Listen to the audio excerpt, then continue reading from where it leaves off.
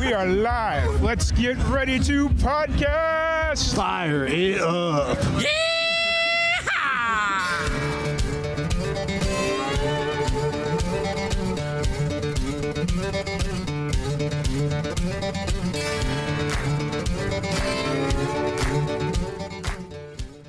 Welcome back to another live and amplified Indie Fusion podcast. I'm your host, Tom Quiet, and we're back at it again with another amazing podcast. Today, we have a very special guest. We have Joe Hermes. How's it going today, man? Good. How are you, Tom? I'm doing pretty good. Just enjoying the warm weather. You know how it is. Yeah. So, Well, bet you got plenty of that down in Texas, don't you? Just recently, like this past week or so, we've started to really warm up. So, very cool. Been dealing with the sandstorms the last 2 weeks. That's been fun. Yeah. Well, I will say that is not something that I have to deal with in Illinois is sandstorms, but we did just have some tornadoes come through. I heard today, so Awesome. I gotta make sure everything's okay back there. But yeah, down in Nashville right now. So yeah, I'm happy to be here. Yeah, I'm glad to have you here, and excited to get to talk about your new song. I was been listening to it for the last week or so, and it's a killer tune, man. Thank you, I appreciate it. Yeah, we wrote that I think about a year ago now, and been waiting to, been itching to get it out on the airwaves. So yes, I feel it. And so it's called "Bury Me with My Boots On." Yeah, it sounds very it feels like a very country song with the title, but then you listen to it and I was picking up like late 2000s, early 2010s, like rock. Like I couldn't quite place the band that I was hearing, but it was just like that late 2000s, early 2010s rock feel. Okay. Yeah. And hey, I'll take that as a compliment because, that's part of, that's part of who I am. I mean, I'm a rock guy that, I'm learning to tell stories and do the country thing, but the rock roots are just part of who I am, and there's no shaking that. And I don't think I should. I mean, with what you see coming out today, I mean, listen to some of Hardy's stuff, you listen to Jelly Roll stuff, look at what Brantley's doing. I mean, there's a place for rock and country, in my opinion, and I'm just happy to be doing my version of it. And this is a good representation of it. I mean, I'm a small town, business owner that sings and plays guitar. And so, that whole blue collar work ethic is ingrained in me. And, when we sat down and wrote "Bury Me with My Boots On," it was, it just came out naturally. Dan Couch and I and Dale Oliver all sat down and wrote that. And it was really a title that I had been sitting on. And, it was, I was coming into Nashville and I was just worn out and thinking, man, it's just, I go from one extreme to the other. I'm wrenching on washers and dryers back home. And then I turn around and drive 7 hours down here, and I'm in the studio, humping it all day with these guys, trying to be on top of my game and creative and full of energy and all the things that you want to bring to the table, but you're working on fumes. And it's like, man, just bury me with my boots on, because, I'm going to keep working up until I die, and I'll probably keep working after that. So, and there's a line in there in the second half of the song that says, the devil don't quit and neither do I, and that was, a very strong line that I like in the song, and it just relates a lot to, the things that drive me in music right now is just, try to stay on the positive side of things. There's plenty of negative stuff out there to dwell on, and, just rolling up your sleeves and working and busting through some of this stuff and being proud of it, I think is something that, all are components of this single. So, I'm excited for y'all to hear it. Right. And is this all building to a bigger project, or do you kind of like staying in the singles realm? Well, so originally, we were going to release these singles in a pretty aggressive, everybody does the waterfall series where they'll do a single and then a single and a single. Well, I thought everybody releases singles, so I'm going to do something different and release doubles. And so I came up with this whole double shot series where, because I have some songs that are more on the rock side and more on the country side. Hmm. And so we were releasing them as doubles all fall. So we did 6 releases this fall and then turned around and reevaluated. And it was like, those were supposed to lead up to this album release of Black Label Country, which was one of the songs that we released and thought it'd be a great album title, and still do, and we still might. But I think right now, what's happened in the last few months is, um, you know, we're still writing music, and I'm still meeting folks, and it's almost like you don't want to just throw them on an album and drop it out there haphazardly just to have an album out there, especially when, if you're getting some momentum, to be able to kind of, continue to follow that up. And, we're writing songs that are, you know, fitting in differently with some of the stuff we're releasing. So it's almost like, yeah, we could put the album out and then we still might, but is that the right move right now? And I guess I don't know. We're going to see how Bury Me With My Boots On does, and then move forward from there. Nice. I love that answer because that's a very self-aware answer. Like it being fluid enough and transparent enough to be like, you know what? This was the idea of putting out a full album, but because there's so much transition kind of happening, you're like it feels like your career is evolving right before our eyes, right? And just kind of being aware enough of the idea like maybe we need to wait for this album because what we're releasing right now may not be in the best interest of this album. So yeah. Right. Yeah. And I know, like with Dale, my producer and mentor, down here, it's, you're always meeting new folks, and Hmm. with meeting new folks, new ideas, surface. And it's like, if we throw all of our ammunition into the album release, and yet, you know, somebody, may like what I'm doing and decide, what, let's restructure and kind of, send it out this way. I don't want to shoot myself in the foot because I love everything that we've done, the Hmm. more straight up country stuff, the rock and stuff. And I'm happy with all of it. And it's all part of me and who I am, and who I want to be as an artist. And I think, today more than ever, you can be more than just that one thing. Usually there's a song that people get to know you for. And I think, I'm still, hopefully one day I'll have a song like that. And it's like, um, we're working all of these things, and we're putting in the band is, dialed in and learning all this new music, and we're playing shows, and it's like, we're still feeling it out. Like, okay, what's resonating the most with folks? Because I love all of it. And when you love all of it, it's like your kids, right? Like, Hmm. how do you pick which one you want to send off to college? Right. Like, if you can only afford to send one, which one are you going to send? And Right. that's kind of what it feels like right now. I feel that. I feel that. And do you feel like you're obviously, we talked a little bit offline that you're kind of in the transition of fully committing to the move to Nashville. Well, I mean, I guess you're technically already fully committed to moving to Nashville, but do you do you feel like your music has changed since like moving to Nashville? Like, are you more engaged in your career, or yeah?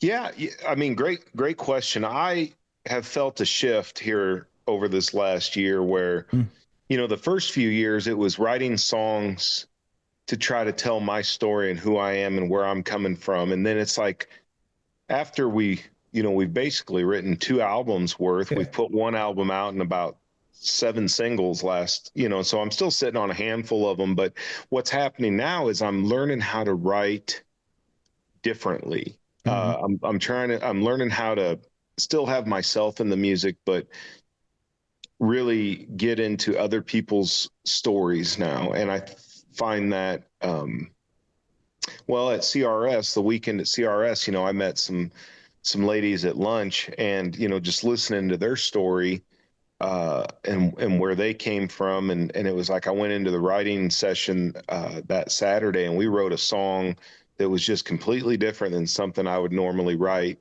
and the freedom now to be able to do that, and to and just continue to build your writing skills and your networking, like I said, and taking things from people and trying to make them your own, and utilize these tools and skill sets. It's been um, I just I feel like I'm just learning music for the first time, and it's like I've been grinding this thing down here for 6 years now, Hmm. and it's like it's exciting and exhausting, like all at the same time. So Right.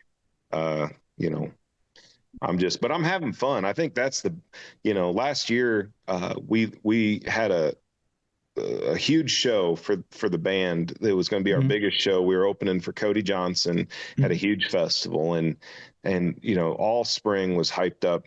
Heck, we probably talked about it on your show at CRS last year, and um, it ended up getting weathered out and not rescheduled, and it crushed me. It crushed the band, and it was really gut check time because I hadn't felt that amount of disappointment. It wasn't anybody's fault. It was Hmm. just something that happened. And I had to really dig deep and say, is this something I really want to do? Because I don't know if I can, because like for a guy like me and where I'm at, those shows don't come across my desk very often, and then you Hmm. get so wrapped up in it because you want to do such a good job, and you want to meet so many new people and make so many new fans, and then just to watch it all just literally blow away in the wind, and Hmm. that opportunity. And you don't have another one lined up. You don't have that next one to look at, right?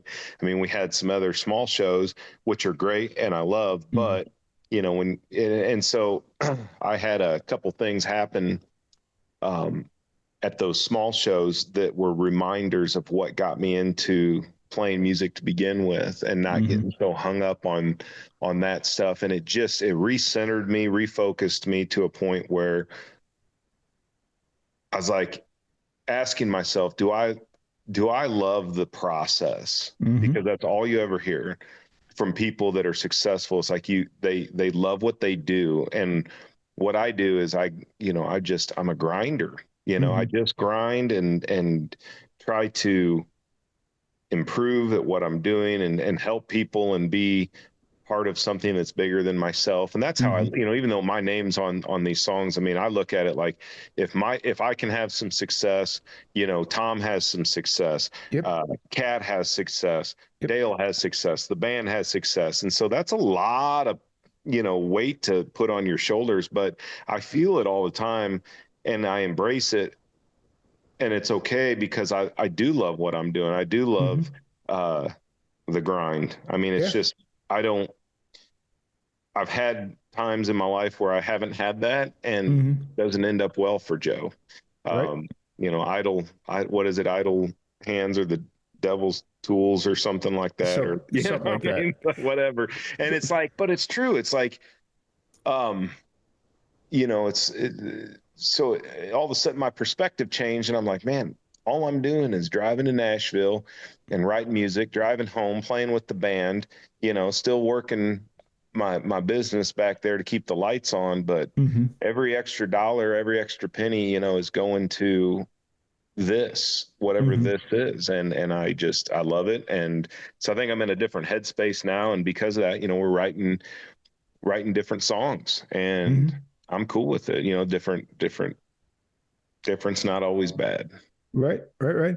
And it's interesting because I had that similar recollection or awakening or like whatever you want to call it Yeah. about 6 months ago. It's like you sit here and you're trying to get the biggest thing possible for you.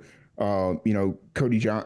Getting on a big show like that is huge, and but then you realize like you're not pointing out any musicians in particular because it's not always like this, but you don't know if you're just the next opener for them or if they're like actually in the weeds with you caring about your success, you know? Sure. Like kind Yeah. of like how you had mentioned, like I really love working with musicians like yourself or in similar situations where it's like my success is your success is my success, and we're all in this together. Whereas like I've gone out and I've gotten some big name interviews and they don't move the needle because it's like, oh, I was just interview number 17 of the day of a Mhm. promo run they were doing, and they don't care one way or the other. It's all on me, you know? Yeah. So And it it's easy, isn't it? Easy just to let your mind dwell on that. I mm-hmm, mean, it is. It's and there's probably some truth to it, but there's also there's it's not the whole story. So, mm-hmm, I think it's important that for me at least is to focus. There's always two sides that you can look at. And I'm just really, I think in what we do and the nature of it, and it's like, if you don't look at the positive stuff and keep your focus there, the negative, the self-doubt and the negative feed, just the online trolls, mm-hmm, it's just it'll eat you alive. mm-hmm, And it'll suck all the joy out of why we do what we do, and why you and I are sitting here talking. mm-hmm. And I'm just happy to be doing it. Yeah, for sure, for sure. Where you kind of at show wise right now? Are you playing pretty consistently or? Well, no, not not as consistent as I'd like to be. I mean, we've got a promoter up in Illinois that's been throwing us a lot of shows here lately, and we've got a bunch in the works. And I've heading back out to Hampton, Iowa this fall, and it's a Yes. small town out there that I've played for a few years just acoustically, like running through on radio tours and stuff, and I've gotten to know that town uh, pretty well. And this year they're actually putting on a festival just to bring Nice. myself and the full band out. They Nice. wanted to, yeah, and it was like, really? I was like, that's awesome. So yeah, I mean, we're starting to move and get outside Illinois. I mean, I do the writers rounds and stuff down here in Nashville. We're doing one tomorrow night Mm, at the Live Oak, and it's been great experience. And I'm meeting a lot of nice folks doing that, and more connections from the writers, the acoustic writers mm-hmm, round network down here, and so just doing a little bit of all of it, Tom. I mean, my real goal is to get um, some more consistent, touring going for myself and the band, mm-hmm, and I think we're in a great spot to be able to start doing that. My family and my business has really held me back a lot on that because mm, it's just if we're going to cut the time away to go do more shows, it's like they mm-hmm. better be worth it. I mean, Right. I love playing, and I'll play for anybody anywhere really, but it's like if we're gonna, the guys in my band, I mean, they're all working musicians. I mean, they play other groups Yeah. and stuff up around town, so they're all busy. And so I'm really cautious when I book stuff that I'm not just booking a show just to book a show, because Mm-hmm. we try to bring it as hard as we can, as emotional as we can, you know, and as tight as the band can be for every single show we do. And, you know, with where I'm at, like I don't want to have any bad shows. So it's like, I don't want to just take, certain, I mean, I get a lot of phone calls asking for us to come play, and it's like, um, Yeah. they don't have, uh, there's always certain things that I'm like trying to steer away from, because it's like, with original music, and it's like, we're not a cover band. And so not Mm-hmm. getting into just that mom and pop bar, which I don't mind, doing acoustic stuff there, but I don't want to go in and just be background noise, Yeah. for for a bar when I mean it's fine and it's just not what I want to cut time away from my family for. And it's Yeah. like I want to make sure that, like you said, what my efforts are moving the needle some way, shape, or form. Yeah.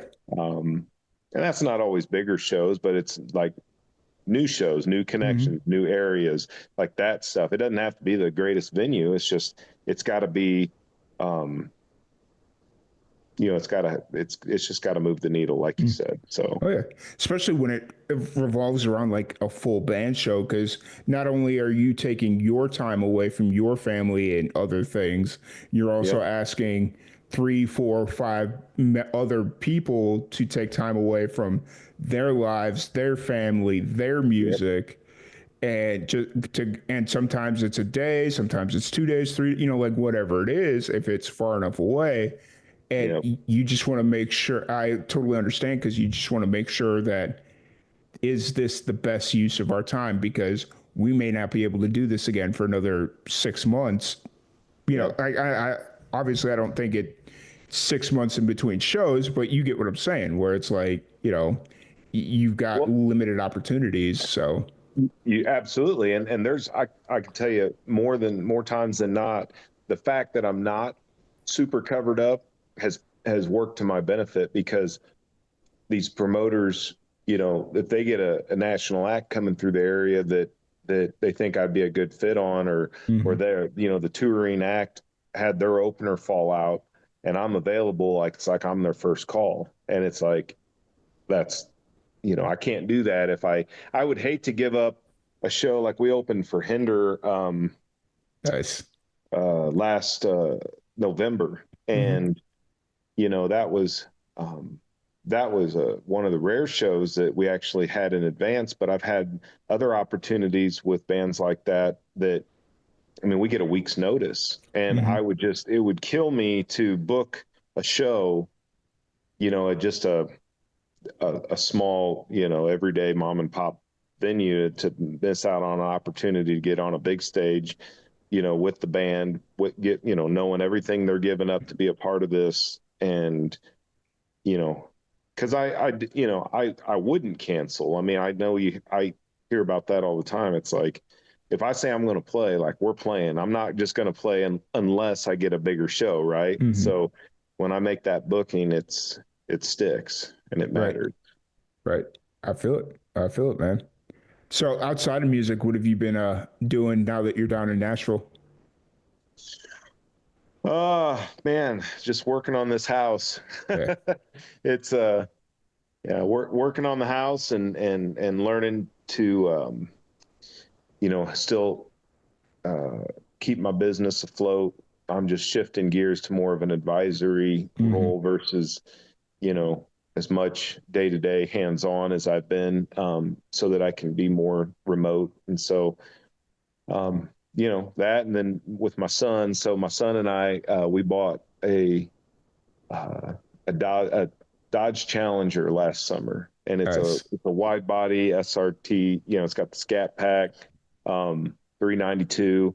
This thing's mean, and Nice. he loves it. And we spend a lot of time just cruising the neighborhood, listening to music. And it's been Nice. like, had I known my son wanted to do that with me, it's like I would have bought that car 3 years ago. But he just one day, like I had a song in a video last year. It was called Baptized by the South. And Hmm. I had a rental car. I flew in to shoot that video, and I had a rental car that was a Dodge Challenger.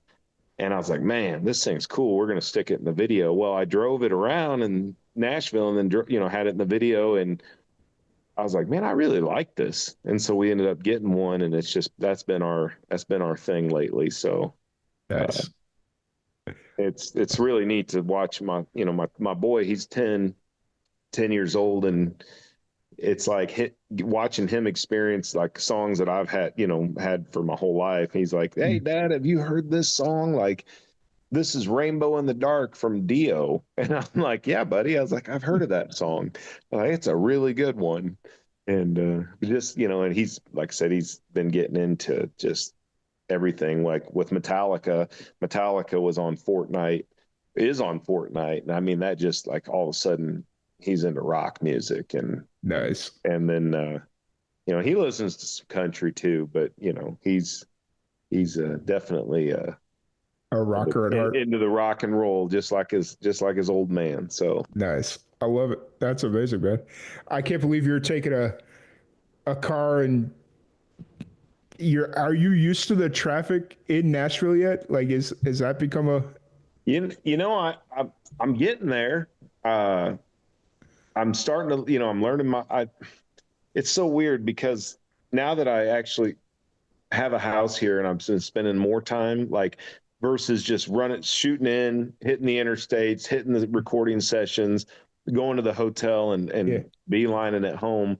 It's like, man, now I've got this, I've got the areas kind of figured out. And now the fun of like as soon as we get done with this mhm, interview here, we're going to go, find a new restaurant to eat at. And there's so many nice, like hidden gems sitting around East Nashville, and I'm just like I'm super excited to just keep exploring nice, and and learn the back roads, learn all your try to right, learn all the local secrets from people. You know, nice. You if you want a real trip down like some kind of Hogwartsian memory lane, there's this okay, there's this pinball bar called No Quarter in East Nashville. okay, I think I've driven by it. Yeah, Yeah, yeah. It's this with it being a pinball bar, you'd think it'd be like this really cool vintage spot, which it right. is. You walk in, everybody looks like they just got out of a punk band, Okay, but then you go into the back room and they're blasting 90s gangster rap, which is it's like the most interesting like cross section of life. I walked that's in there awesome. once and we were doing like a podcast thing there and I walked in and everybody looked like they just got out of a punk band and I'm like, okay, this is cool. I'm with it. And I walk into the back and they've got like old school BET kind of like running in the background. And I'm Yeah, like, I don't know what's going on here. Like, yeah. So, yeah, no quarter. All right, yeah, yeah. we'll have to we'll have to check that out. Right. It's a cool spot. So, but if anybody wants to check out your new music, upcoming music, all that fun stuff, where's the best place to find you? Yeah. Anywhere you stream music, it's Joe Hermes Music. It's Joe like Hermes, like, I'm sure you'll have the link on here, but Hermes. Um, and that's my handles on all social media and all the streaming. Try to make it easy and simple for folks to find. And, I hope you guys hit me up online and stream my music. We've been at this thing for a while. And if you like country rock or rock country, as I call it, um, hope you give me a listen. For sure. Dig it, man. Well, thank you so much for joining us. Really appreciate it. Thank you, everybody, for tuning in, and we'll catch y'all later. Thank you, Tom. Yeah.